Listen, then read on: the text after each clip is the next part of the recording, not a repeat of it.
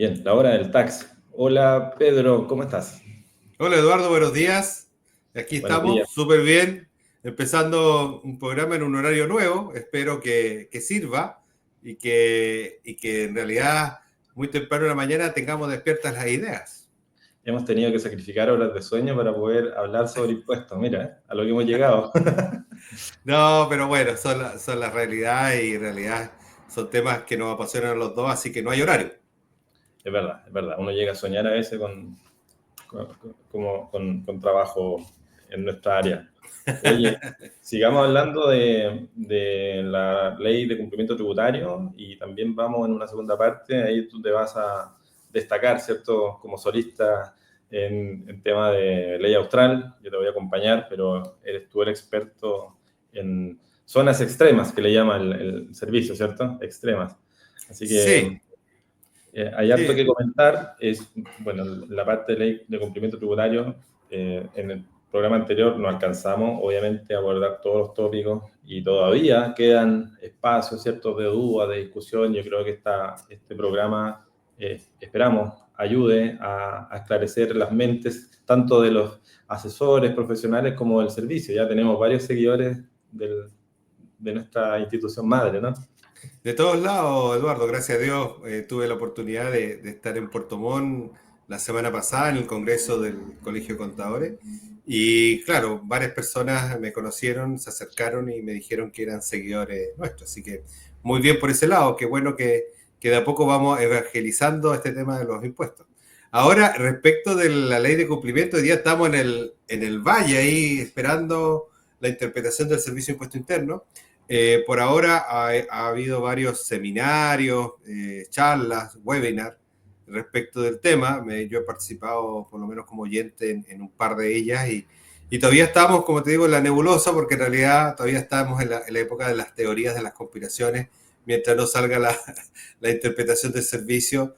He escuchado varias teorías bien catastróficas, entonces yo siempre soy cauto en ese sentido. Puede ser de que una norma se interprete de una forma u otra, pero el que nos va a dar la carta de navegación definitiva va a ser el servicio y a partir de eso nosotros nos ajustamos o no a lo que el director interprete en la circular, como lo hemos mencionado en varios programas.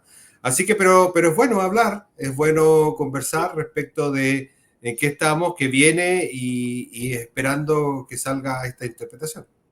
Sí, lamentablemente, por lo que yo veo en las normas de Mm. vigencia, esta nueva comité tributario, creo que se llama, ejecutivo, Uh -huh. no, perdón, el otro, este grupo de asesores en relación a la facultad de interpretación, Ah, no tengo el nombre ahora en este minuto, que de alguna manera iba a reforzar un poco el trabajo que se hace en las circulares. No va a operar para esta ley, ¿cierto? Por lo tanto, esta circular que va a salir con motivo de la ley 21.713 no va a tener este refuerzo del Consejo, creo que se llama Consejo Tributario o algo así. Hubiera sido bueno, pero se le dio un plazo de vigencia para el 2025, entiendo, si no me equivoco. ah, Eh, claro. bueno, yo me imagino que están frenéticos en normativa, subdirección de normativa, preparando las circulares, pimponeándolo con Hacienda.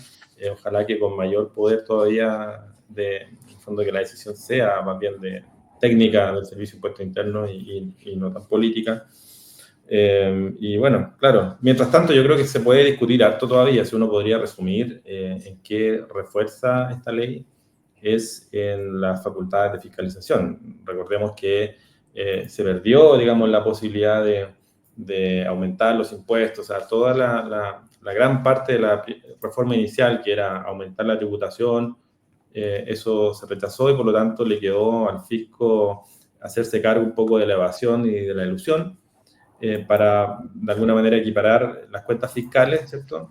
Pero de la mano con eso se le dieron más atribuciones al servicio que son bien importantes para la relación cotidiana con los contribuyentes. O sea, yo ayer recordaba que hasta ahora no había sanción por el hecho de no aportar información en un requerimiento de antecedentes del artículo 59, ¿ya?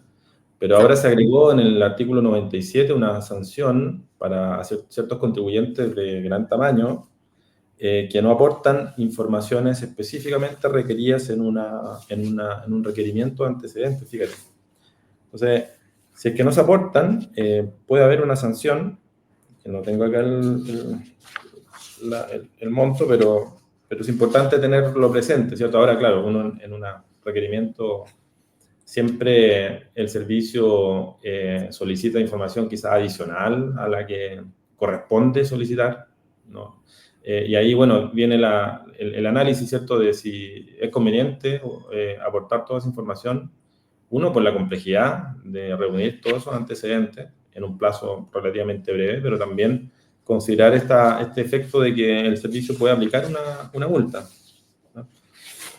Sí, bueno, eso se da en el ámbito laboral. Es decir, si tú estás frente a una fiscalización de la inspección del trabajo y te piden cierta documentación y no la aportas, tienes establecida una sanción. En el ámbito tributario, hasta el día de hoy era de que si estás en una fiscalización no aportaba los antecedentes, el servicio quedaba en condiciones de poder citar Sí. al contribuyente. Entonces, esa era como entre comillas, la sanción. Bueno, yo creo que ahí va a depender mucho de la fiscalización. Yo creo que hay contribuyentes que en realidad a veces no aportan todos los antecedentes porque no los tienen disponibles en ese momento. Y yo creo que ahí esa perfectamente se podrá, ¿cómo se llama?, conversar y analizar con el servicio para efectos de amortiguar un poco esa infracción, porque en realidad a veces no depende solamente del contribuyente. Hay antecedentes, por ejemplo, cuando nos piden cartolas bancarias. Sí. Cartolas bancarias de mucho tiempo. Es increíble que instituciones como los bancos, que supuestamente deberían estar totalmente digitalizadas y con información al día, se demoran 3, 4 semanas, a veces más de un mes, en enviarte cartolas que son de hace 1 o 2 años atrás. Uno, por regla general, la mayoría de las empresas no las guardan, porque en realidad las revisan y todo, pero cuando tú se la pides al banco, el banco se demora. Y creo, no sé si estaré equivocado, pero creo que hacen un corte. Creo que 10 años ya como que destruyen la información. Entonces, ahí no desconozco, pero en un no ha mundo pasado. digitalizado, digamos, no se hacen cargo de conservar esa información más antigua. Claro, pero por ejemplo, yo sé esta situación que te estoy comentando porque nos ha pasado últimamente y hemos pedido información a los bancos y no la entregan así a primera, es decir, se demoran, la entregan sí, pero se demoran 3, 4 semanas. Entonces, ante un evento de fiscalización que te piden los documentos en un plazo perentorio, puede ser que en ese caso se pueda demorar, pero ahí ya no es atribuible al contribuyente. Claro. Esta sanción que yo comentaba, que se agregó al artículo 97, número 6, dice, se agrava la sanción a los contribuyentes cuyos ingresos por venta y servicios y otras actividades del giro hayan superado las 50.000 UF y que no exhiban o aportes antecedentes específicamente requeridos en un procedimiento de fiscalización iniciado conforme el artículo 59. A mí, personalmente, me parece que esta norma es positiva, porque la idea de los procesos de fiscalización es que el contribuyente comparezca, haga la pega, ¿cierto? Así como el funcionario también tiene que hacerlo, y idealmente tiene que agotarse el examen en esa sede administrativa. Y por lo tanto las sedes judiciales de impugnación es para, digamos, hacerse cargo de lo hecho en la etapa administrativa. Lo estaba haciendo, no había un incentivo para efectos de poder comparecer. Creo que había uno que comentamos en una reunión ayer, ¿cierto? Que cuando rectifica el contribuyente en un proceso de los informales, ahí tiene el derecho a la condonación al 100%, pero en una etapa de fiscalización en verdad no había incentivo. Este es un incentivo negativo, pero yo creo que ayuda un poco a que cuando un contribuyente es notificado de un requerimiento, digamos, se enfoque, se concentre en poder resolver las objeciones o las dudas de la administración en esa etapa. No sé qué piensas tú. No, yo creo que, bueno, sí, estando la tipificación de esa infracción, y es porque realmente en la práctica no pasaba. Es como antiguamente, que después, bueno, esa norma se derogó, pero muchos asesores no respondían las citaciones porque en la citación no está cuantificado cuál es la diferencia de impuestos. Entonces, no era porque no tuvieran los antecedentes, sino porque en realidad la única sanción por no responder la citación era que te iban a liquidar. Entonces, cuando te liquidaban, venían los montos indicados cuál era la pretensión del servicio en cuanto a impuestos, reajuste, intereses y multas. Y ahí muchos asesores decían, mira, yo te cobro un porcentaje de este monto. Entonces, ahí recién empezaban a moverse. Pero tuvieron toda una etapa previa, como responder una notificación, responder una citación, como para desvirtuar los antecedentes y llegaban hasta la última etapa solamente por un tema económico. Entonces, yo creo que en realidad estas cosas que serían igual en cierta forma perjudican a algunos contribuyentes, en otros lados va a beneficiar el sistema, porque en realidad cuanto tú más información le pasas al servicio para hacer sus fiscalizaciones, generalmente estas cosas se hacen en forma más sencilla y más llevadera. Sí. Ahora, claro, hay que tener presente que hay un déficit de funcionarios y eso yo no sé si vaya a servir. Quizá esta sanción y este incentivo negativo debiera ir de la mano con un mayor refuerzo a los funcionarios y por lo tanto se van a recargar quizás de trabajo. Bueno, y es decir, cuando tú planificas, porque las planificaciones de la fiscalización están dadas a nivel nacional, cuando tú planificas que vaya a hacer un programa de fiscalización, no planificas que el contribuyente no te presente los antecedentes. Entonces, eso es parte del proceso. Ahora, no sé qué porcentaje de los contribuyentes no estará respondiendo a los requerimientos del servicio. Desconocemos esa información, pero por lo menos en el caso personal o de otros colegas que yo conozco, generalmente respondemos dentro de los plazos que nos dan. A veces pedimos algunas prórrogas porque en realidad no están los antecedentes. Y aparte de eso, siempre hay que hacer una revisión previa antes de presentar todo. Sí, ahora uno se pregunta, bueno, ¿por qué agregaron esta sanción? Yo no creo que es de perogrullo, yo creo que es porque quieren que este requerimiento funcione. Recordemos que también hay un cambio bien importante en el artículo 59 y yo creo que le quieren sacar brillo a este procedimiento para que realmente corte cualquier otro proceso de revisión o impugnación posterior, como sería una RAF, como sería una RAF, o incluso como sería la propia judicialización. Yo creo que deben haber tenido algún antecedente como para decir, mira, el requerimiento no está funcionando, aun cuando buena parte de los contribuyentes están aportando información. O sea, lo clave va a ser que el servicio pida específicamente los antecedentes para poder, digamos, tener a la vista la posibilidad de sancionar. Yo creo que esta norma viene a ser un poco un remedio a esta norma que no prosperó, ¿cierto? Del discovery, de la imposibilidad de poder aportar antecedentes en un reclamo cuando se pedía específicamente en una citación, ¿te acuerdas? Duró poco tiempo, porque ahí hubo algunos reclamos, ¿cierto? De vicios de inconstitucionalidad, de derecho a la defensa, etcétera, y al final no siguió prosperando, pero iba en esa línea. Entonces, quizás yo creo que este remedio busca lo mismo, pero en una lógica un poquito menos cuestionable, ¿no? Claro, te sanciona por no haber presentado. Ahora, hay que ver, estamos hablando de contribuyentes que vendan más de 50.000 UF, es decir, estamos hablando de contribuyentes que tengan ingresos superiores a 2.000 millones de pesos. Entonces, y ya son medianos contribuyentes, ya no son pequeños contribuyentes, son medianos.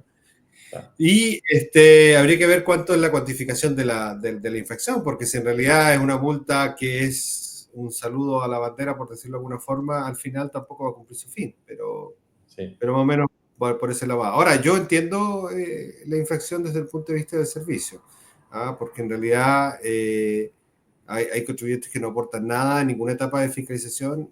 Tú haces un tremendo trabajo, tendrás que estar en una citación a determinar impuestos o situaciones, luego tratar de cuantificarlo en una liquidación y que después lleguen a un proceso, como decías tú, de RAP o TTA y aportan todo, es sumamente frustrante para un funcionario fiscalizador que quiso hacer la pega.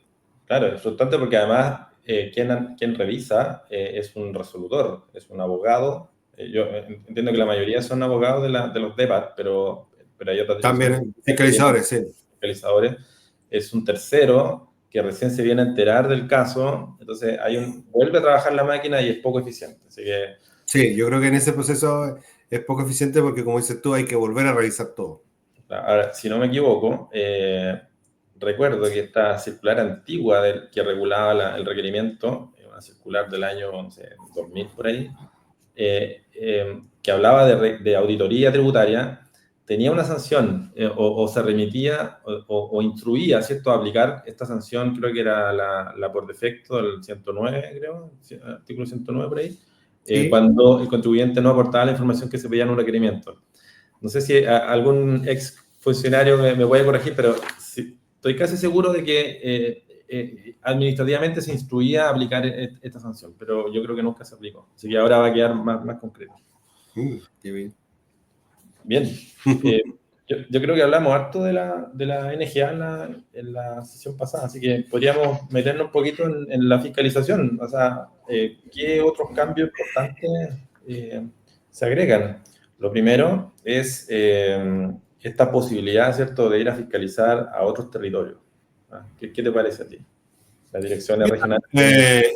En la práctica, cuando uno, bueno, pues yo hace muchos años que fui funcionario del servicio, pero cuando tú encontrabas no sé, generalmente este es un trabajo que no se ve, no sé si sigue haciendo, pero cuando uno encuentra que hay un contribuyente que tiene duda, uno le enviaba una notificación y el contribuyente te mandaba todos los antecedentes. Ese tiempo nosotros no teníamos acceso a los libros ni a la factura porque era todo de papel, todo manual.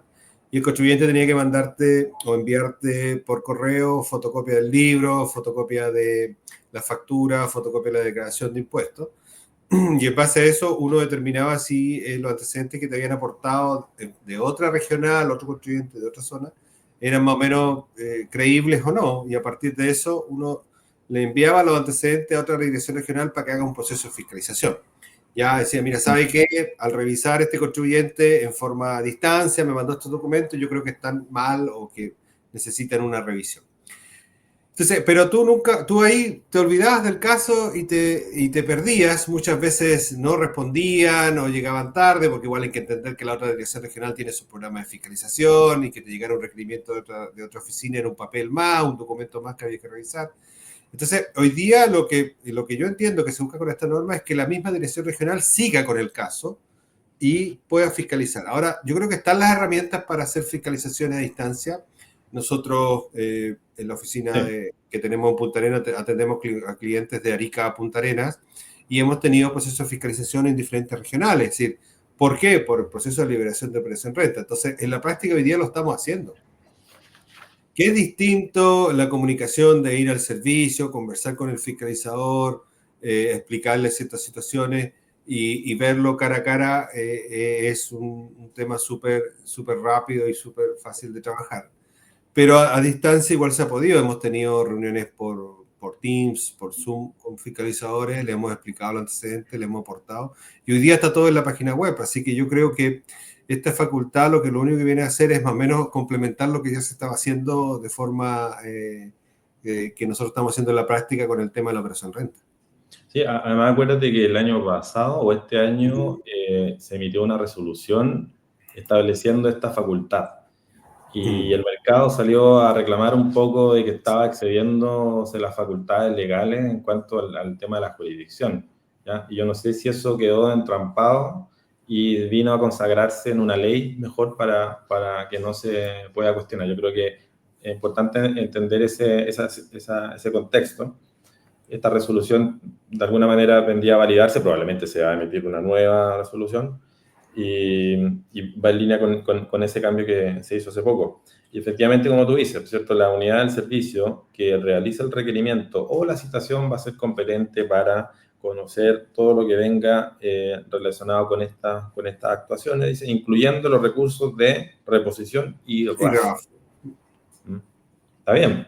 Yo creo que esto también se está haciendo por una cuestión de eficiencia. Entiendo yo que aduana opera así.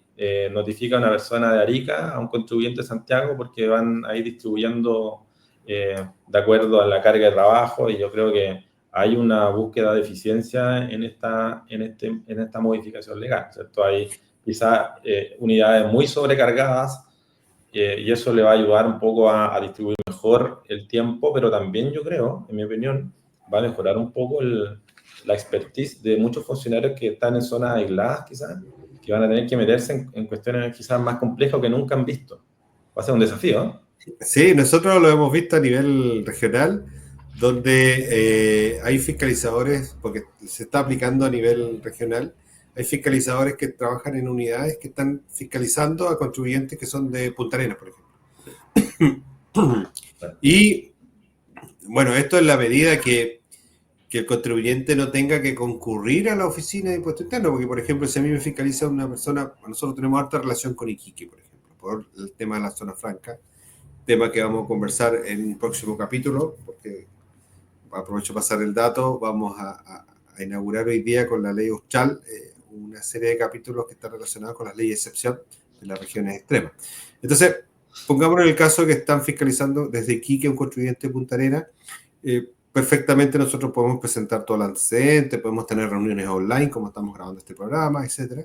Pero si nos piden la comparecencia del contribuyente a la oficina de impuesto interno en Iquique, ahí se complica, porque en realidad los costos involucrados para el traslado de esa persona puede ser con su asesor tributario o incluso con un abogado, en caso de ser necesario. Eso va a aumentar el... Sí, bueno, siempre es necesario tener un apoyo legal ahí, pero ¿cómo se llama? Como muy excepcional. Si es necesario, ahí lo llamamos. No, siempre.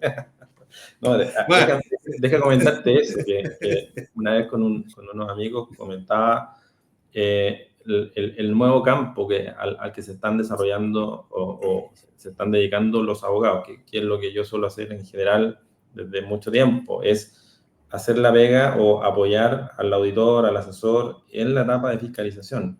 Ese es un nicho que está súper poco explorado, porque el abogado o era litigante o era de la consultoría, consulta siempre como anticipándose o en fiscalización, pero siempre en el medio. Pero otra cosa distinta es estar ahí como en terreno, apoyando la fiscalización, que suele ser compleja. Así que... No, mira, yo comparto plenamente lo que tú indicas, porque en realidad el servicio lo tiene implementado así. El abogado Ellos tienen que tiene la oficina está apoyando completamente al fiscalizador en todo su proceso de fiscalización desde el momento uno. Entonces, no sé si desde el momento de la notificación o el requerimiento de la documentación estará el abogado, pero yo sé que cuando me ha tocado proceso de fiscalización, hemos presentado antecedentes, le pregunto al fiscalizador cómo están, me dice, mira, Sam, estamos en consulta con los abogados de la dirección jurídica, de la oficina jurídica. Entonces, claro, yo creo que también deberían estar. Hoy día nosotros como oficina estamos incorporando a los abogados desde que sale una liquidación. O incluso es más, a veces cuando es un caso muy complejo desde la respuesta a la citación. Porque cuando ya vemos que cuando hay un tema de que, oye, me faltó un documento, me faltó algo, bueno, uno lo puede manejar, pero cuando hay un tema de interpretación jurídica, ese caso lo más probable es que llegue al tribunal tributario. Entonces todo el proceso tiene que ir acompañado de un asesor jurídico que va a ser el que va a llegar al tribunal tributario, porque si entre medio tú tienes una diferente respuesta, el servicio lo va a usar como parte de su defensa o siendo parte en el tribunal tributario. Entonces, en ese caso es importante tenerlo. Pero volvamos a lo que yo estaba planteando, con este paréntesis de los asesores jurídicos. En ese caso se incrementa el caso de los costos de cumplimiento, porque en realidad vamos a tener que hacer un viaje entre Punta Arenas, Santiago, Santiago y Iquique, con los correspondientes estadía, alojamiento, comida, etcétera, para comparecer ante la Oficina de Servicios de Impuesto Interno. Yo creo que ahí el tema se puede complejizar, pero el resto se puede hacer todo online hoy día, se pueden presentar los documentos a través de los expedientes electrónicos, existen las herramientas para que nosotros podamos conversar, podamos aclarar dudas, etcétera. Así que ese sería el único inconveniente que yo le veo, pero el resto... Sí, yo por ahí leí que eso podía tener un problema para la jurisdicción en la práctica, sí, pero mira, yo creo que esto debiera ir de la mano un poco con la digitalización, o sea, las declaraciones, la aportación de antecedentes, yo creo que necesariamente va a tener que ser digital para efecto de no complicarle la vida al contribuyente. Ahora, también es cierto, que la relación digital con el servicio no es la mejor. O sea, hay mucho que avanzar y probablemente tengamos muchos inconvenientes que en definitiva fuerce al contribuyente a tener que viajar con su caja de antecedentes, con su abogado, para ir a la oficina de Quillota, ¿cierto? Para poder resolver el problema de una fiscalización que le tocó a ese funcionario de la unidad. Entonces, yo creo que sí está pensado para alinearlo con la digitalización, pero yo creo que le falta al servicio mejorar su proceso de comunicación en este nuevo hábitat digital, ¿cierto? Que es una relación muy personal, muy tardía, entonces, y por lo tanto no es eficiente ni para los contribuyentes ni para el propio servicio. Sí, mira, se han dado situaciones, por ejemplo, que tú has hecho peticiones administrativas en años anteriores y que no aparecen hoy día en la página del servicio, es decir, desaparecieron. Entonces, existe una petición administrativa del año 2020, por decirte. Pediste una interpretación respecto y te dan la respuesta y después hoy día te están fiscalizando y tú dices, no, pues si yo hice la consulta y vas a ver a las consultas de petición administrativa y no está. Entonces, si no lo guardaste, si no guardaste los antecedentes, desapareció. Entonces, eso debería estar, pues si eso tú hiciste una petición administrativa, debería estar la historia de esa petición administrativa. Por último, ya sin acceso a subir antecedentes o a cambiarla, pero sí para consulta. Eso nos muestra un botón, pero por ejemplo hay expedientes ¿cómo se llama?, de fiscalizaciones anteriores que tú no puedes acceder. Es decir, están cerrados porque están en proceso de fiscalización y llevan eternamente en proceso de fiscalización. Entonces, hay muchas cosas. Claro, o trámite simple de aviso de modificaciones que el servicio rechaza con un argumento muy, muy cortito, muy lacónico, y ahí uno queda, bueno, ¿qué hago? ¿Lo vuelvo a presentar? No estoy de acuerdo con ese argumento, voy a la oficina, me dicen, no, tiene que hacerlo digital, entonces, en vez de rechazar, debería decir, mira, previo a rechazar, acompáñame esta información, o me falta esto, o tengo esta duda, ¿cierto? Que sea una relación no tan impersonal.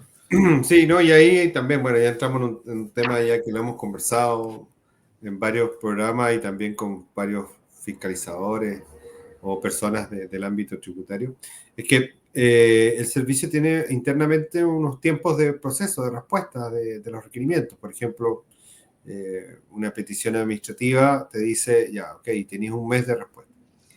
O un término de giro, por lo general son 6 meses. Tú sabes que son 6 meses que va a estar ese trámite esperando.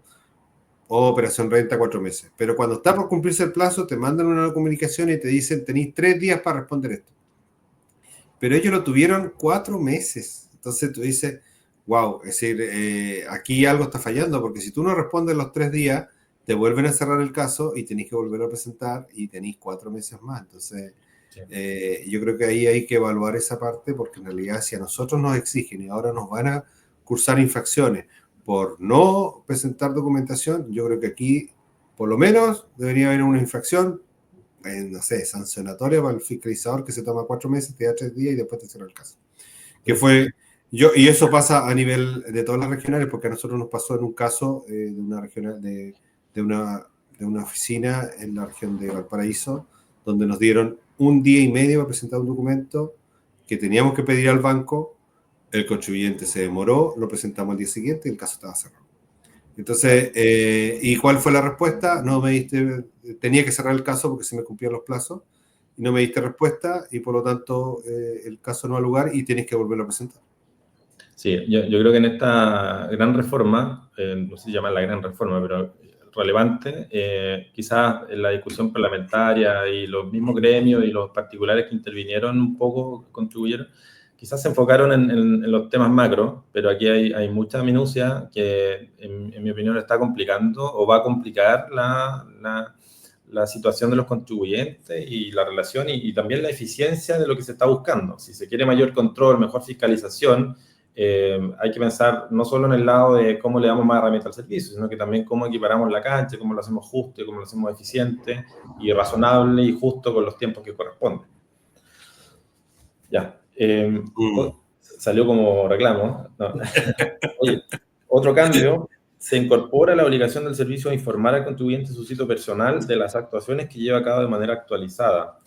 Creo que nos estaban informando todas las cosas y yo creo que esa es la razón un poco de expresar todas las actuaciones tienen que ser informadas en la página. Como tú mismo decías, pues hay actuaciones que no estaban ahí, no se pueden. Mira, uno hoy día se viene a enterar porque si tú te metes a la página, claro, están las actuaciones de servicio, pero no te dijeron nada. Es decir, es como que, oye, es que tú no te metiste a ver tu información. Sí, pero es que si yo vivo tranquilo por la vida, yo no me meto todos los días a ver mi saldo bancario. Entonces, lo mismo pasa con la página de impuesto interno. Es decir, está la información, pero no me comunican. Entonces, por último, si ahora va a ser todas las notificaciones van a ser por mail, porque así viene la regla general en el próximo año. Entonces, mándame un mail cuando informándome que, oye, te incorporamos tal cosa en tu... Entonces, ya es problema mío si yo lo veo o no. ¿Ya? Yo creo que por ahí va el tema. Sí, bien. Ya, se precisa la limitación del servicio volver a iniciar un procedimiento de fiscalización como uno de los derechos de los contribuyentes. Claro, se cambió el artículo 59 por otro, ¿cierto? O creo que sí, hubo una modificación total del 59.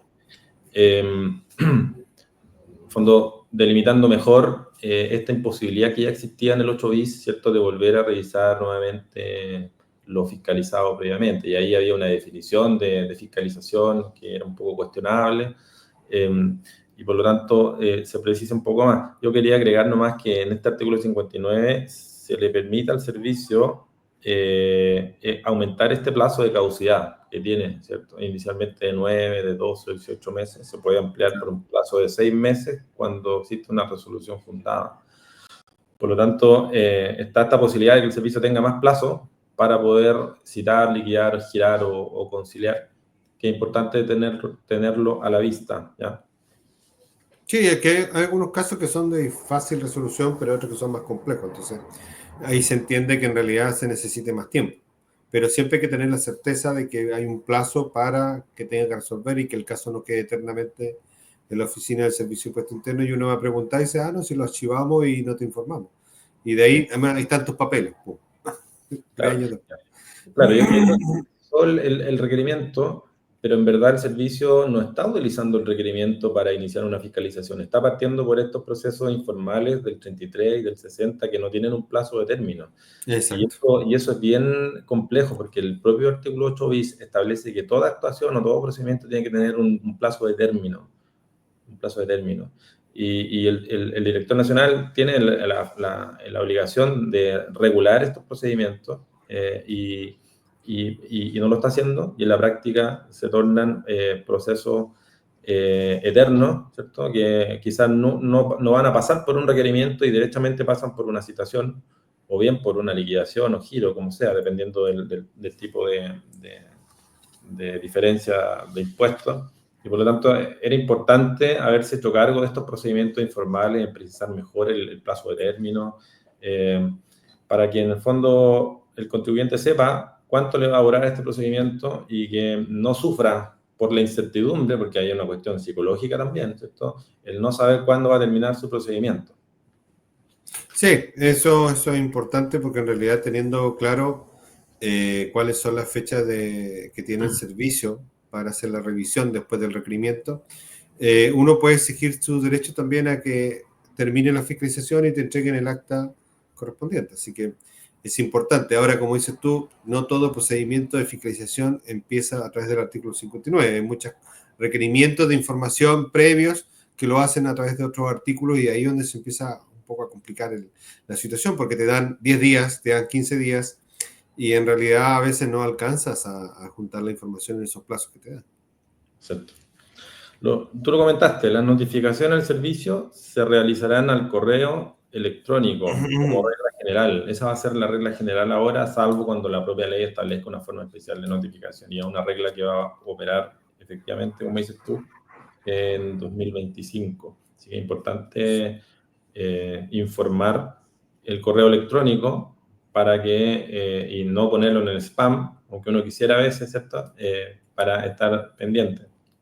Sí, es complicado este tema, nosotros lo hemos conversado, lo conversamos en el último congreso, así en forma informal con varios colegas, porque el servicio envía muchas notificaciones de diferentes cosas. Es decir, te manda en la operación renta, no sé, tiene un sistema que te está mandando constantemente mails de que vence la declaración jurada XX, vence el plazo de presentar declaraciones con pago. Entonces al final te saturan al contribuyente con tanta información y a nosotros los contadores ya más o menos estamos curtidos de ese tema. Pero es tanta la información que cuando te llegue realmente, este es como el cuento del lobo, cuando te llegue realmente un requerimiento, una notificación, tú vayas a pensar que es una información más y lo vas a guardar. Entonces, y de esa, hoy día, desde que te llega el mail, digamos, cuando empiece este plazo de que sea obligatorio, empiezan a correr los plazos de fiscalización. Entonces, eso va a ser más complejo. Y Cierto. si la mayoría de los contribuyentes, ellos prefieren que el servicio lo notifique a ellos, a su mail, y ellos como no están al corriente, no están trabajando con eso, va a ser complejo. Ya estábamos conversando con algunas oficinas de contabilidad que van a habilitar un mail especial que solamente para recibir este tipo de notificaciones del servicio en su oficina y que si se llega a algo lo van a compartir con sus clientes. Creo que es una medida que puede funcionar en la medida que tú vayas revisando constantemente ese mail. Claro. Quizás algunas empresas, no sé si lo estarán haciendo ya, podrían habilitar a una persona o empresas que se dediquen a recibir estas informaciones y a filtrar, bueno, qué cosas son quizás más urgentes. O sea, puede ser se me ocurrió una idea de negocio, ¿viste? Aunque Nosotros lo creo que la planteamos inteligencia artificial lo estaría haciendo ya para eso, ¿no? Lo puede hacer, lo puede hacer. Hay unos programas que te permiten ver toda la información que está en la página de impuesto interno con un clic. Así Pero, que, claro, pero filtrar, decir, mira, esto no es un recordatorio, esto es un requerimiento. mira, Y si el servicio te envía el mail, ¿ya? Y lo sube a tu, ¿cuánto se llama? ¿Cuánto se llama? A tu página personal. Pues, esta inteligencia artificial puede ir y traerte la información. Entonces, si tú tenías vayas a saber en el momento que te notificaron. Sí, el nuevo servicio que va a prestar Auren, ¿cierto? Vamos por ahí a trabajar para allá. Ya, y lo último, para pasar a tu tema, es el interés penal, que ya no es el 1,5 mensual, sino que va a ser un interés corriente aplicable a operaciones de un año más, reajustable en moneda nacional, inferiores o iguales a 2.000 UF, que va a ser la que publica la CMF. Entonces, es una sanción un poco más razonable de cara a todos los procesos y sentencias que ya han sido emitidas de inaplicabilidad por el Tribunal Constitucional en el sentido de que este interés del 1,5 era excesivo y desproporcionado.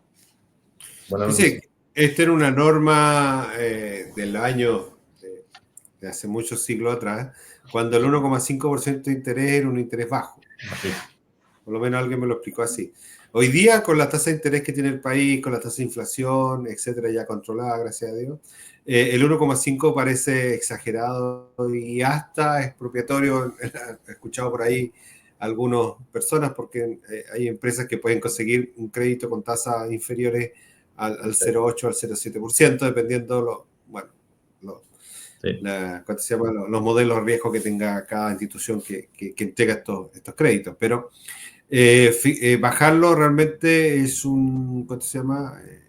Va por la línea. Yo creo que yo pensé que lo iban a dejar en un interés menor, un 0,5, un 0,6, algo que sea más realista, porque tampoco queremos que el fisco se llene de plata a través del pago de impuestos y cobrando intereses. En realidad, más que nada, eso era como para decir, mira, sabe que si el fisco hubiese puesto la plata en otro lado, lo hubiesen pagado esta plata, digamos, este interés, y por lo tanto yo te lo cobro a ti.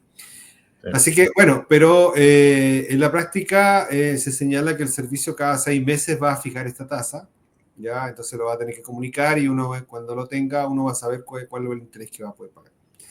¿Ya? Así que y siempre existe la posibilidad que el director regional, en uso de sus facultades, te pueda condonar los intereses y las multas. Okay. Bien, pasemos a ley austral. Voy a poner acá tu presentación. Tú me vas diciendo si voy pasando o no. No, yo puedo También manejarlo. ya, vale. Buena. Sí. Bueno, la primera parte ya hablamos de un poco de un tema específico de la nueva ley de cumplimiento tributario, y que va a ser la tónica en los próximos programas. Ya en el próximo programa hablaremos de otro tema en específico, pero en esta ocasión quisimos conversar con Eduardo a raíz de varios asesorías que estábamos realizando en la zona Uchala y como Aure, respecto de un tema que es bien importante, que es poco conocido a nivel del ámbito nacional, quizá a nivel regional aquí en Punta Arenas, en Coyhaique, se conozca un poco más.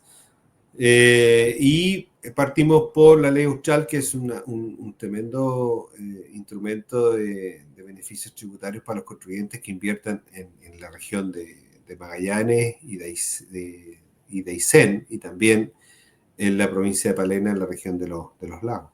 Entonces, es un tema que es una ley que se publicó en el año 99, es decir, ya tiene más de 25 años, y que entrega beneficios tributarios a través de un crédito tributario que le entregan las empresas, ¿ya? Entonces, aquí vamos a poner un poco a grandes rasgos.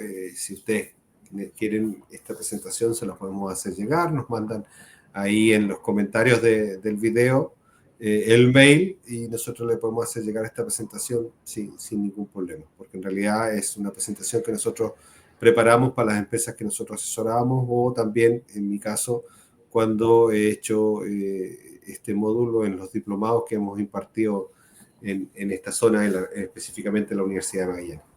Entonces, bueno, esta ley que entrega un crédito tributario se aplica, ya hablamos, para las regiones de Aysén, Magallanes y la provincia de Palena, en la región de los lagos. Más que nada es para incentivar la inversión en las regiones extremas, en este caso el extremo sur de Chile. ¿Y quiénes son las empresas beneficiadas? En este caso tienen que ser empresas que declaren el impuesto de primera categoría de la ley de renta sobre renta efectiva determinada según contabilidad completa. Y el servicio interpretado, que en este caso caen las empresas que están acogidas al artículo 14A, que es el régimen semi-integrado o régimen general, y las empresas del régimen ProPyme, que sería el artículo 14D3, también tienen derecho a utilizar este crédito. Ya más adelante vamos a hablar cómo lo aplican las empresas del régimen ProPyme, porque en realidad esas empresas hoy día no llevan control de los activos. Por lo tanto, la forma de utilizarlo cambia respecto a las empresas del régimen general. Pedro, hay una ¿Sí? pregunta. Son contribuyentes establecidos en esa zona y por lo tanto debían ser personas que tienen domicilio, ciertas sociedades que están constituidas con domicilio en esa zona, pero también pueden ser, por ejemplo, ciertos proyectos que se establecen a través de una filial cuya matriz está en otra ciudad, en otra región quizás, que constituyen una sociedad con domicilio en Punta Arenas y hacen la inversión ahí, y también ciertas sucursales, ¿no? O establecimientos permanentes, por llamarlo así, de zona franca. ¿También podrían acceder a este beneficio? Es decir, en realidad lo que beneficia esta ley austral es la inversión en estas regiones. ¿Ya? No es que la empresa tenga domicilio en la zona. Es decir, por ejemplo, si tengo una empresa que se dedica a la fabricación de viviendas y quiere hacer un proyecto en la región de Magallanes, ok, abrirá su sucursal en la región de Magallanes y construirá sus viviendas y la acogerá a la ley austral, y como es el mismo RUT, ¿ya? Porque en realidad abrió una sucursal de la empresa de Santiago, por ejemplo, en Punta Arenas, el CERRUT tiene el derecho al crédito, entonces puede descontarlo de la declaración de la empresa de la casa matriz. ¿Ya?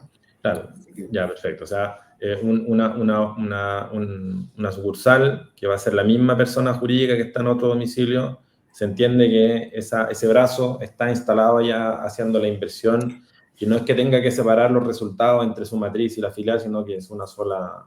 Es una sola empresa la que tiene que presentar la declaración. ¿Ya? Y vamos a ver cómo se hace en la práctica. Bueno, ¿qué empresas no están beneficiadas? Por regla general, las empresas que están exentas del impuesto de primera categoría, en este caso en las regiones que estamos acá nosotros, que sería la ley Navarino, la 18392, y la ley Tierra del Fuego, la 19149. ¿Por qué? Porque estas empresas están exentas del impuesto de primera categoría. ¿Ya? Y son incompatibles esas normas. Claro, porque si yo estoy exento de primera categoría no puedo rebajar el crédito, ¿ya? Salvo que hay algunas cositas que nosotros no podemos ayudar. Los efectos de en calidad de impuesto único sustitutivo del impuesto a la renta, algunos contribuyentes del 17 número 8, los incisos tercero y 22 de la ley de renta, los pequeños contribuyentes. Eh, bueno, los contribuyentes que declaran en base a contabilidad simplificada, que serían los contribuyentes del régimen transparente, en este caso, ellos no pueden rebajar este crédito a la ley Están austral. exentos de la primera. Claro. Claro, los contribuyentes que tienen renta presunta, los contribuyentes de la segunda categoría, ¿ya?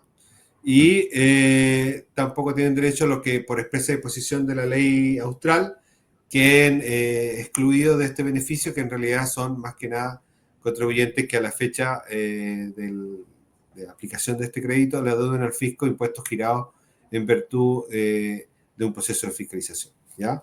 Ahora, Una si pregunta. se ha consultado respecto de que si están en convenio pago, en ese caso no se entiende adeudado. Perfecto. Una pregunta. Una persona que vive en Santiago, persona natural, que quiere hacer una inversión allá en Punta Arenas y acogerse a la ley austral, ¿lo puede hacer aunque siga viviendo en Santiago? Sí, en la medida que sea contribuyente de primera categoría y que tenga renta efectiva, no tiene ningún problema. Y no necesita ir a vivirse a Punta Arenas, No, simplemente. la inversión tiene que hacerse acá. Bueno, lo que tampoco están beneficiados son los contribuyentes que le deudan gravámenes aduaneros. Y bueno, ahí está la aclaración respecto de que los convenios de pago en este caso no quedan comprendidos dentro de los impuestos adeudados. ¿Ya? Tienen que ponerse al día. Claro, claro. Es decir, tienen que hacer el convenio de pago y ahí podemos pedir la ley austral. En este caso hay un plazo para acogerse al crédito de la ley austral. En este caso son inversiones terminadas de construir hasta el 31 de diciembre del 2035. Es decir, si la inversión se materializa hasta esa fecha, yo puedo usar el crédito en la declaración de renta del 2036. Pero si, como este es un crédito que se descuenta del impuesto de primera categoría, si en el evento de que a mí me quedara un remanente, yo lo puedo seguir utilizando en los periodos siguientes hasta agotarse totalmente, pero le pone un plazo final que sería para utilizarlo hasta el año 2055. ¿Ya? Este plazo siempre se ha ido corriendo, no sé cuántas modificaciones legales, pero ha sido chuteado harto. Yo creo que en la lógica de que está funcionando como mecanismo para que la gente vaya a invertir en esas regiones. Así que no creo Sí, que... lo último que se hizo fue, bueno, correr la ley austral y varios beneficios que hay en la región para dejarlo todo hasta el año 2035, ¿ya? Tenemos la ley Navarino que vence el 2035, la ley Tierra del Fuego, la ley austral y varias bonificaciones más que están en la región que se terminan en el año 2035. Yo creo que dentro de 11 años más el fisco va a tener que determinar qué hace o qué no hace o lo vuelve a extender y así sucesivamente. Porque Va a ser una esto, discusión muy política. sí, yo creo que es un tema que hay que conversarlo y empezarlo a conversar desde ya, porque 10 años dentro de un país pasan volando. Entonces, si nosotros vemos cómo crece la zona hermana que tenemos con Argentina en relación acá a la zona de Magallanes, vemos que el crecimiento de ellos es exponencial en relación al nuestro. Ah, Entonces, o tenemos que mejorar los incentivos o tenemos que buscar alguna forma de cambiarlos o implementar nuevos. O sea, ahí hay una conversación que está pendiente. sí, claro, hablemos, no sé si lo sabes, pero en general los países hacen una competencia fiscal, ¿cierto? Y al parecer Argentina tiene algún régimen que parece, no sé si es similar o mejor al de las zonas extremas, o ley austral, navarino. ¿Qué sabes tú de eso? En el fondo, un inversionista extranjero quiere invertir y dice, mira, me conviene invertir en zona extrema en Chile, pero también parece que hay algo parecido en Argentina, o en Perú quizá, o en los países colindantes. Mira, en el caso de la región extrema aquí de Punta Arenas, región de Magallanes, los argentinos, digamos, los que están en Tierra del Fuego, ellos tienen total libertad de impuestos. Es decir, ellos ahí no se aplica ningún impuesto de ninguna naturaleza, ni siquiera los impuestos a los combustibles ni a los tabacos, porque aquí nosotros vimos que en realidad en zona franca se aplica el impuesto al tabaco, no hay impuestos adicionales. Es decir, es una zona totalmente libre de impuestos para las personas y también para las empresas. Ahora, y tienen mecanismos de inversión por si ellos fabrican y venden o exportan dentro del territorio nacional. Entonces, hay un mercado gigante de ciudadanos argentinos que se benefician con las inversiones que hacen digamos, los productos que fabrican en Tierra del Fuego y que son vendidos luego en Buenos Aires, en todas las ciudades importantes de Argentina. Entonces, hay un régimen de inversiones, tú vas al frente que le hicimos nosotros y hay industrias, hay fábricas, etcétera. Ahora, no sé si lo sepas, pero alguien que quiere construir una planta productiva, un extranjero, y compara estos dos regímenes, ¿cuál vendría a ser más conveniente? Muy genérico. Sí, mira, es que depende el objetivo. Si tú querés enfocarte en el mercado nacional, yo creo que si quieres, tienes un mejor mercado en Argentina, porque en realidad son mucho más habitantes que los chilenos, pero si quieres invertir en un régimen internacional, es decir, exportar, la ley Navarino es un importante beneficio que existe en la zona y que te puede ayudar, de cierta forma, a generar bajas de costos significativas, ¿ya? Porque estás exento de impuesto a la renta, tienes una bonificación que te paga el fisco por vender fuera de la región, etc. Claro, Entonces, ahí es donde entra a regir también los convenios que tiene Chile, convenio de doble tributación, convenio de libre comercio, etc. Ahí yo creo que en ese momento empieza a pesar, ¿ya? claro, eso te iba a comentar. En el fondo, aprovechan los tratados de libre comercio y por lo tanto se hace más atractivo hacer la inversión en Chile. Sí, ¿no? Y en Magallanes, con la ley Navarino, solo tenemos un paraíso tributario. ¿Por qué? Porque cuando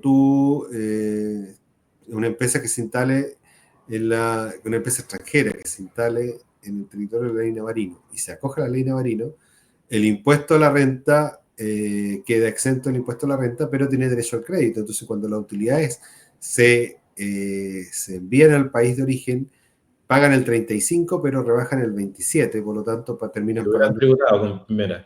terminan pagando un 8%. Incluso los japoneses dicen que esa zona es un paraíso tributario.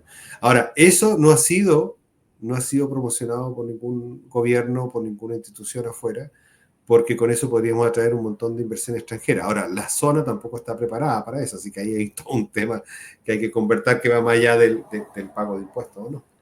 Claro, quizás en una próxima discusión sería bueno que el Estado, el gobierno, el Ejecutivo pensara cómo aprovechar un poco esta zona franca para atraer la inversión y más allá de recaudar más, digamos, mejorar las condiciones y fomentar, bueno, la inversión y la industria en esa zona.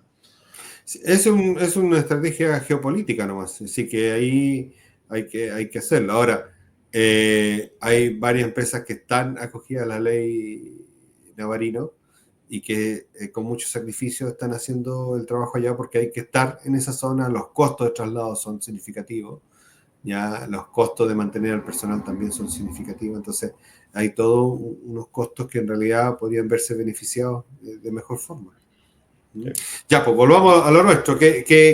¿Cuáles son las inversiones que se pueden acoger a la ley austral? De acuerdo al inciso segundo, son inversiones destinadas a la producción de bienes o a la prestación de servicios en estas localidades. Es decir, si yo voy a construir una fábrica, me puedo acoger a la ley austral, ¿ya?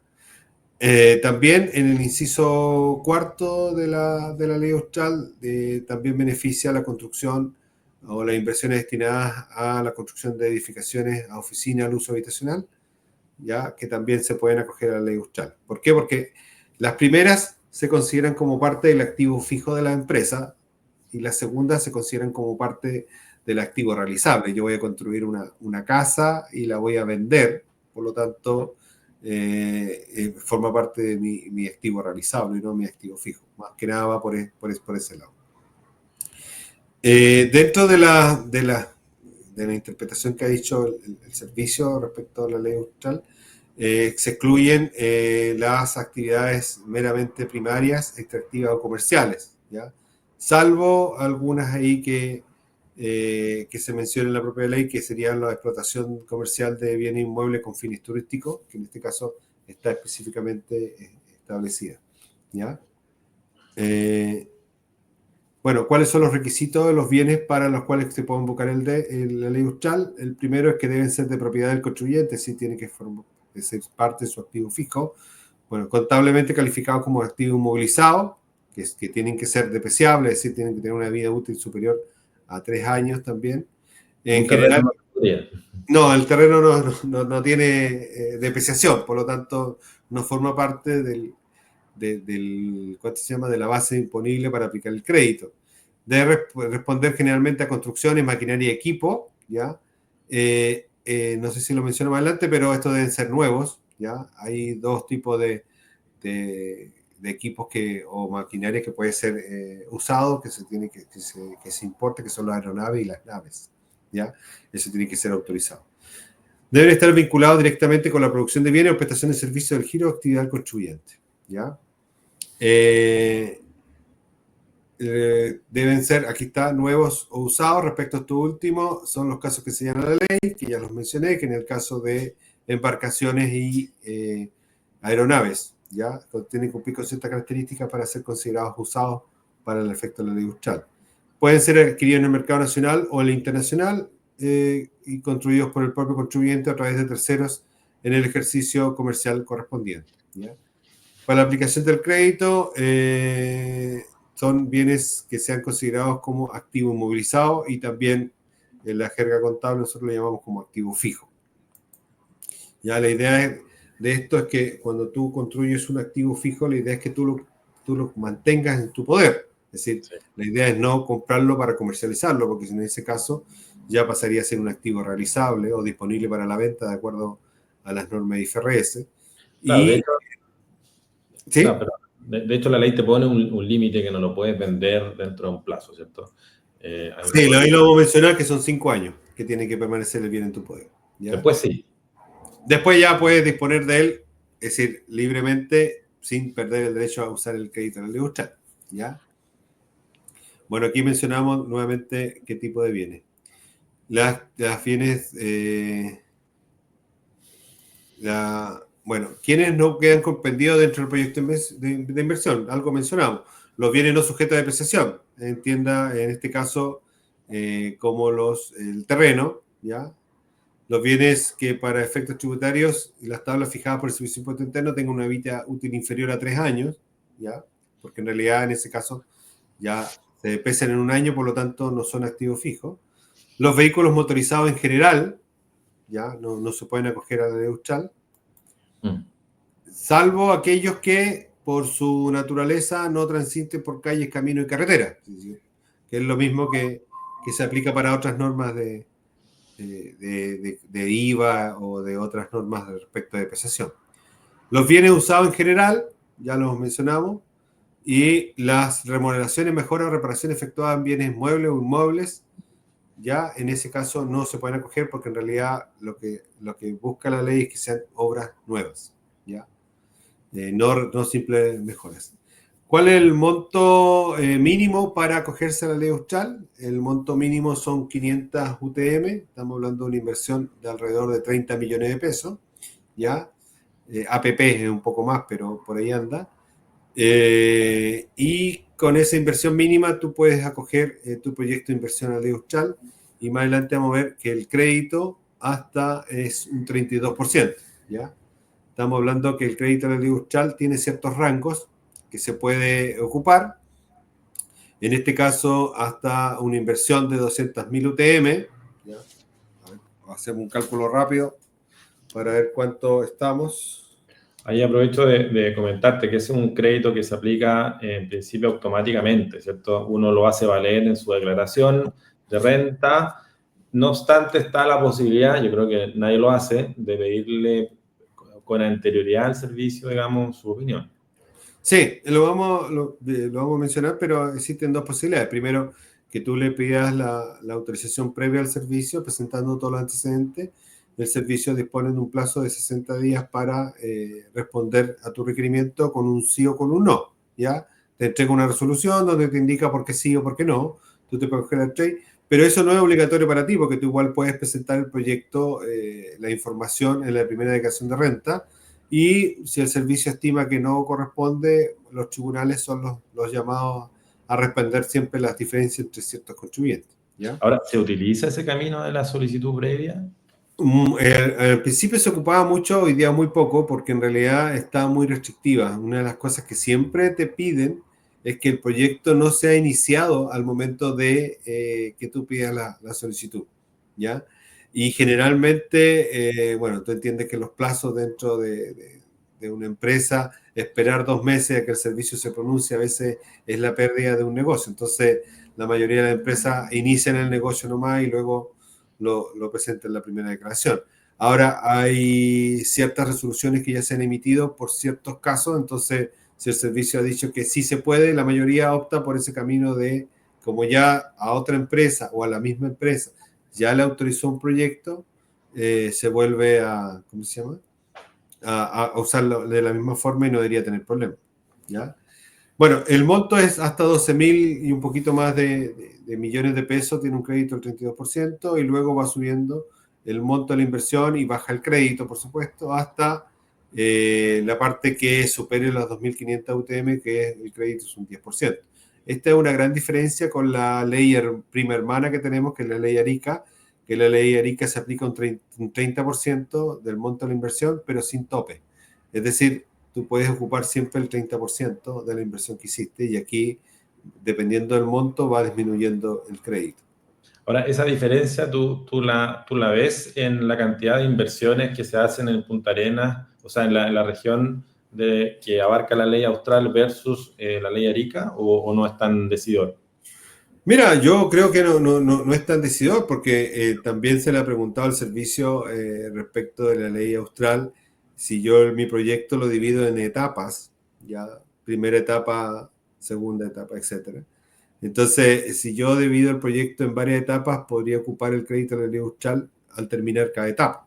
Entonces, generalmente proyecto que mi primera etapa de inversión va a ser menor a 12.000 millones de pesos y con eso tengo el crédito total del 32%. No olvidemos que los primeros 12.000 millones tienen el crédito del 32%, los siguientes tienen el 15%. Entonces, si yo No es optimizo todo, mi no es todo tan proyecto, claro, si yo optimizo mi proyecto, ¿ya? Y lo voy haciendo en varias etapas, puedo hacer uso del crédito del 32% en forma casi completa.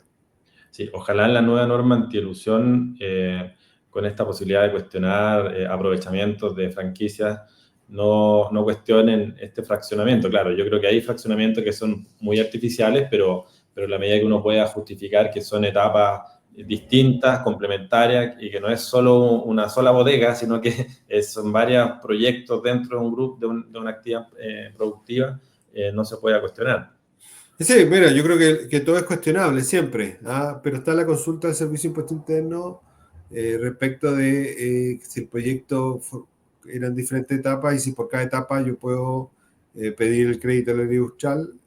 Y el servicio respondió que sí, es decir, está la respuesta. Y hay muchas empresas que en la práctica lo hacen sin pensar en optimizar el crédito, es decir, tú a veces proyectas inversiones dependiendo de tus capacidades económicas o de los riesgos que quieres correr, porque por ejemplo si quieres correr no sé, construir una población de 24 casas o más casas y Claro, haces una primera etapa de 6 para ver cómo te va con la venta, esperando que a partir de si hay mucha demanda construye las otras 6 o te largas. Eso no es planificar tributariamente, eso no es es planificar, planificar, exactamente, lo comparto. claro. Entonces, Pero si es una perfectamente. sola bodega, por ejemplo, Ah, no sé, no, es que ahí no puedes, porque en realidad te piden aquí, más adelante lo vamos a ver, la recepción definitiva de la obra. ya, Entonces, si es una sola bodega, tú no puedes construir la mitad de la bodega y tener la recepción definitiva, tienes que irte al final del proyecto. Pero si quieres construir no sé, un conjunto de varias bodegas, puedes perfectamente separar el proyecto en cada una de las bodegas, porque es la etapa 1, la etapa 2, la etapa 3. Y eso más que nada es para ir mitigando riesgos. sí. Ahora yo creo que es importante igual enunciar un poco esta nueva herramienta de control. No está de más, yo creo, comentarla cuando estemos frente a un fraccionamiento que pueda tener una justificación, comentar, ¿cierto?, que el servicio pudiera cuestionarlo, ya no significa que lo vaya a hacer, pero siempre hay que hacerlo presente. Claro. Sí, hay que también claro que el monto máximo del crédito a la ley industrial por cada proyecto son 80.000 UTM, ¿sí? Tampoco es un monto bajo, es un monto significativo de crédito a la ley industrial. Okay. Bueno, ¿en qué ejercicio nace la opción de usar este crédito, de invocar este crédito a la ley Austral? Porque en realidad yo podría terminar la inversión este año 2024 y recién usar el crédito, no sé, porque tengo pérdidas tributarias o porque no estoy pagando impuestos hasta el año 2030. Por lo tanto, el crédito recién lo voy a ocupar en esa declaración de renta cuando tenga impuesto de primera categoría. Entonces, pero tengo que informar antes al servicio, ya, en este caso a través de, en este caso, la primera declaración de renta que se presente desde que se terminó la ejecución o la adquisición del bien. ¿Ya? Hay un cuadrito ahí en el formulario 22. Sí, en los códigos 741 y 742, en 741 se informa el monto de la inversión de la ley Austral y en el 742 se utiliza el crédito. Entonces yo podría, este año, por ejemplo, tributario 2025, informar que tuvo una inversión de 1.000 millones en ley Austral. Y nada más. Y cuando vaya a usar el crédito, en el año 2030, por ejemplo, voy a informar en el código 742 el monto del crédito que yo usé. Entonces, eso queda guardado internamente, supongo en la página del Servicio de Impuesto Interno, en la base de datos, y luego ellos contrastarán con la información que yo estoy presentando ahora. ¿Ya? Si me olvidé colocar el crédito en este primer formulario 22 y pasaron los años y ahora quiero hacerlo valer. Buena pregunta. Nosotros hemos presentado peticiones administrativas alguna vez y nos han autorizado realizar la previa revisión completa de los antecedentes, rectificar la declaración de renta. Ahí es un llamado a Pero, la fiscalización, ¿cierto? claro, no, tenéis que hacerlo vía petición administrativa. Ahora hay algunas peticiones que han sido rechazadas y afirmadas por un juez tributario, en este caso de la región de los lagos, donde ha indicado que en realidad era un deber del contribuyente haberlo presentado en la primera declaración, por lo tanto, si no lo informaste, perdiste el crédito tributario. Sí, bastante cuestionable en todo caso, porque en realidad yo creo que es un beneficio tributario que uno no puede perder. Sí, estoy de acuerdo contigo. En mi opinión. Es la Así mía. que ahí podríamos pelear algunos casos que si alguien tiene la inquietud, ¿ah? Hizo la inversión, no la cogió la ley Austral, y que ahora hagamos la petición administrativa, si el servicio da no da lugar, deberíamos verlo.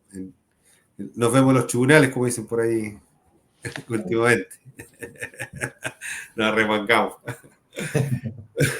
Bueno, como ya dijimos, el impuesto del crédito de la ley Austral se rebaja del impuesto de primera categoría, ¿ya? Y el contribuyente es como si tú estuvieras rebajando un crédito CENSE o un crédito de PPM de tu declaración de impuestos, por lo que el contribuyente tiene derecho a usar el crédito por impuesto de primera categoría que se genera por esas rentas que él tuvo en ese año. Por ejemplo, si él tuvo una base imponible de 100 millones de pesos, le aplicamos la tasa del 27%, son 27 millones, pero si tenía un crédito acumulado de 50 millones, rebaja los 27 millones, le quedan 23 millones para imputarlo el próximo año, pero esas rentas, ese crédito del 27 millones va a su SAC como en este caso sería con derecho de devolución, pero con restitución, ¿ya? Porque sería una empresa del régimen general. Ya, en el caso que fuese una sociedad en Santiago que hace la inversión en Punta Arenas, pero también tiene otros ingresos que va generando en Santiago por sus actividades. ¿Cómo controla un poco este crédito? ¿Se puede utilizar sobre todo el impuesto, sobre aquella parte de la renta generada con ocasión de la inversión que se hizo en Zona Franca? No, sí, esto se maneja como empresa completa, es decir, es un crédito que se utiliza sobre las utilidades de la empresa, digamos, del impuesto de primera categoría que tiene que pagar la empresa, ¿ya? Lo único control que hay que llevar es el control del activo fijo que se acogió a la ley Austral. ¿Por qué? Porque tiene que, como este es un crédito tributario, que se aplica sobre una determinada inversión que yo hice en la zona, ese crédito se tiene que rebajar de el valor del activo fijo para efectos de aplicar depreciación, porque en realidad no puedo depreciar un bien que tiene un crédito asociado. Por lo tanto, ese control hay que llevarlo, hay que tener también en control porque vaya a ser fiscalizado de todas las partidas que componen tu proyecto de inversión. Si compraste una máquina, bueno, es la factura de la máquina nomás, pero si hiciste un proyecto de inversión al construir, no sé, una bodega, una población en ese caso, o casas que construiste, tenés que llevar el control de todos los activos, cómo lo llevaste y todo, y al final, en la línea final, cuando vaya a aplicar la depreciación, por ejemplo, le rebajas el crédito de la ley Austral. Pero en general, esto no hay que llevar un control respecto de la RLI o respecto del RAI o del SAC, no, eso no aplica. ¿Ya? Sirve para todas las rentas. Y ahí, claro, por ejemplo, en el caso de una empresa que esté con problemas para deducir gastos, porque en el fondo no tiene mayores gastos y está pagando mucho impuesto de primera categoría y necesita hacer una inversión, uno podría decir, mira, invierta ya mejor y así de alguna manera bajas tu carga. No, y desde el punto de vista financiero igual, porque en realidad este crédito a ley Austral mejora cualquier van, tiros, la forma de medir las inversiones que tengan las empresas, porque te está generando un crédito tributario que te permite ahorrar impuestos, pero no tienes un costo asociado, es decir, solamente una baja en la depreciación. Pero ¿qué otro costo asociado no tiene? Entonces, son muy buenos y significativos. Cuando nosotros le hemos planteado estos créditos a empresas que quieren invertir en la región, quedan sorprendidos por qué no lo conocieron antes. ¿Cierto? Y Mira, pasa. es importante la ley austral y la Sí, ley Arica. pero la ley Arica también, es decir, nosotros quizás vamos a tener un programa respecto a la ley Arica, donde vamos a hablar, porque hay ciertas particularidades donde uno puede tener hasta un 40% de crédito, y es muy potente la ley Arica. ¿Ah? Mira, imagínate que este crédito, y con esto me adelanto un poco y ya vamos a terminar, es compatible, pues estamos hablando de empresas que tengan menores a 100.000 UF de venta, con el crédito de compra activo fijo.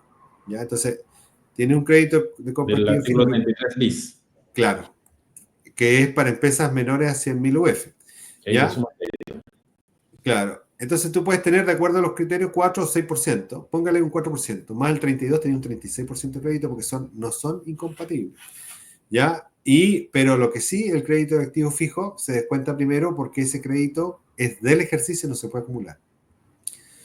Entonces, para una empresa que está empezando, lo más probable es que no pueda ocupar el crédito de compra activo fijo porque va a tener pérdida o no va a tener un resultado muy significativo el primer ejercicio. Pero para una empresa que ya está produciendo, que ya tiene utilidades, sería un muy buen incentivo. Buen dato. Sí. Bueno, esto ya hablamos de los destinos de las inversiones. Bueno, aquí la provisión respecto de que los bienes se tienen que mantener en la zona por 5 años, contados desde la fecha que fueron adquiridos los bienes. Consultamos respecto de qué se entiende por bienes adquiridos en el caso de bienes construidos, porque en realidad se pide la recepción definitiva. Y en ese caso se establece que es de la fecha de recepción de la obra. Entonces, desde la fecha de la recepción tienen que mantener 5 años los bienes. Claro, a diferencia, por ejemplo, el 27 bis que te va dividiendo por etapas, ¿cierto? Que un poquito menos formal, uno puede utilizar el beneficio no solamente cuando adquiriste el edificio, sino que por cada uno de los hitos, a la medida que existe un estado de pago, ¿cierto? Se quedó modificado con la ley y ya puedes comenzar a pedir. Aquí te pide terminar. Claro, claro, esos son los contratos por suma alzada. Los contratos suma alzada, cuando hay que hay un estado de pago, el mandante en este caso le La da como prueba. de que la parte hasta ahí está terminada y por lo tanto yo puedo pedir el 27 bis. Sí, la devolución. En este caso no, en este caso. Ahora, en ninguna parte se indica de la ley que sea la recepción definitiva la que marque el término de construcción en el caso de inversiones que se hacen en construcción, sino que son en la interpretación del servicio de impuesto interno. Pero desde el ámbito privado, ¿cuándo termina una construcción? Es cuando el mandante da por finalizadas las obras con en este caso, el que ejecuta la obra, y ahí se entiende terminada la obra. Entonces ahí hay una discusión respecto del tema de la recepción definitiva, porque, no sé, todo lo que estamos en este mundo, sabemos que, digamos, este mundo tributario contable, sabemos que es muy complejo obtener una recepción definitiva de una municipalidad. Estamos en una empresa que lleva 2 años tratando de obtener una recepción definitiva y no podemos coger la obra que ya está terminada, que ya se está usando, que ya se está arrendando a la ley Austral porque nos falta la recepción definitiva. Bien cuestionable el criterio. Sí, ahí hay un tema que trabajar. ¿Mm? Bueno, esto más o menos es la presentación, no hay nada más, es como menos en la práctica, bueno, se ve súper sencillo, en la práctica un poco más complejo, pero aquí es importante relevar un criterio de la Corte Suprema y que lo hemos conversado con Eduardo, respecto de que el servicio de arrendamiento es considerado un servicio y por lo tanto, al ser un servicio se puede acoger a la ley Uchar. ¿Ya? Un tema que era bien cuestionado por el Servicio de Impuesto Interno y que incluso tuvo que llegar a la Corte Suprema para ser zanjado. Claro, y al final se considera un servicio el hecho de construir, acogerse a la ley austral y esa construcción cederla en arrendamiento a un tercero. Claro. Ese es el caso. Y en ese caso aplican las normas del inciso segundo. ¿Por qué? Porque el inciso segundo habla de producción de bienes o prestaciones de servicios. Exactamente. Bueno, y hay otra discusión adicional en relación a la forma de construcción, ¿cierto? El servicio hace una distinción que es un poquito cuestionable entre el inciso segundo y el inciso cuarto. En mi opinión, esa distinción no es tan correcta. Y en un caso dice, mira, sí se puede construir a suma alzada y en el otro no, solo por administración. Y ahí hay una discusión bastante interesante, en nuestra opinión al menos. El crédito se puede utilizar por ambas formas de construcción, ¿cierto? Pero hay que tener presente que el servicio cuestiona para ciertas inversiones la construcción a suma alzada. Sí, mira, bueno, esa discusión viene hace un tiempo, porque la ley Arica, que es anterior a la ley Austral, No distinguía. es totalmente casi idéntica la forma, la redacción, incluso lo que dice el inciso segundo, lo que dice el inciso cuarto, y respecto a la interpretación que ha hecho el servicio del inciso cuarto, que habla de empresas que inviertan en la construcción de conjuntos habitacionales, oficinas, etcétera. En el caso de la ley Arica, dice que en realidad está permitido hacerlas a través de un contrato de construcción por suma alzada, pero en el caso de la ley Austral, que el artículo, el inciso es igual, del mismo tenor, con la misma finalidad que la generó el legislador, dice que no. Entonces, ¿por qué ante ¿cuánto se llama? Una ley que es idéntica dice que sí y otra dice que no? Es un criterio que en realidad no tiene sustento. Ahora, el servicio han pasado casi, como dije yo, 25 años y no ha cambiado su criterio. Así que hay que hacérselo cambiar. Estamos construyendo un criterio a ver si nos resulta cuando lo subamos a los tribunales, ¿cierto? Vamos a ver, pues vamos a ver si lo podemos hacer. Ya Estamos en cambiamos la tabla, estamos en la tabla.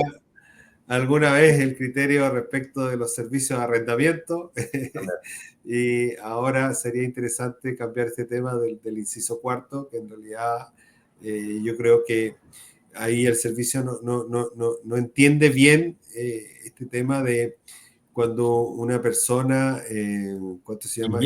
Invierte en la construcción, no significa que tenga que construir todo, porque en realidad cuando tú eres dueño de un terreno y contratas a una empresa para que te construya algo en tu terreno, ¿ya? No quiere decir que esa persona se hace dueña del bien que Claro. construyó, sino más que nada hay otros riesgos relacionados con temas más bien civiles o jurídicos respecto de responsabilidades que pueden estar asociadas, pero sigue siendo tú, que tú encargaste tu bien en la construcción de tu terreno.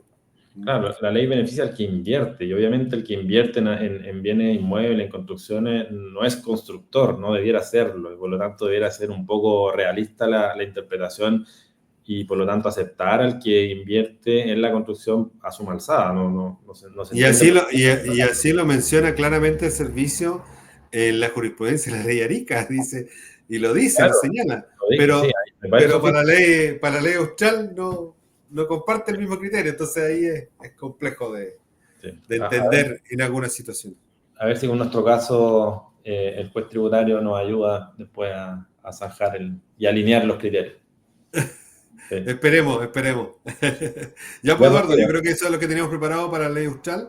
¿algún Si alguien necesita este apunte, como yo digo, nos envía un mensaje ahí en la plataforma donde lo publiquemos, con su mail, nosotros se lo hacemos llegar, o nos manda las consultas por los canales que nos conocen y nosotros estaremos encantados de poder responderla.